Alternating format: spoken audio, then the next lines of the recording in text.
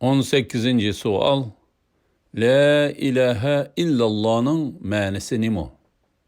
Bismillah, elhamdülillah, esselatu vesselam ala Resulillah. Esselamu aleykum ve rahmetullahi ve berekatuhu.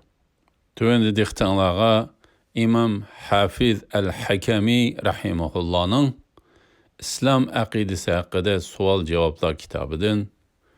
İslam asasları babı 18. sual.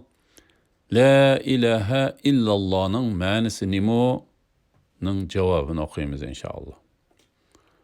Euzubillahimineşşeytanirracim. La ilahe illallah'nın manisi nimo? Cevap. La ilahe illallah'nın manisi Allah subhanahu ve teala'dan başka her qandaq şeyinin ibadetke layık ikenligini inkar qilish.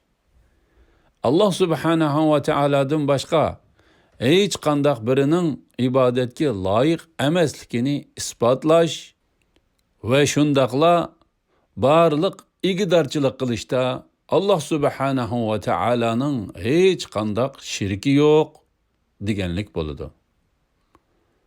Allah subhanahu ve teala bu haqda Sure Hac 62. ayetide mundaq deydi. أعوذ بالله من الشيطان الرجيم ذلك بأن الله هو الحق وأن ما يدعون من دونه هو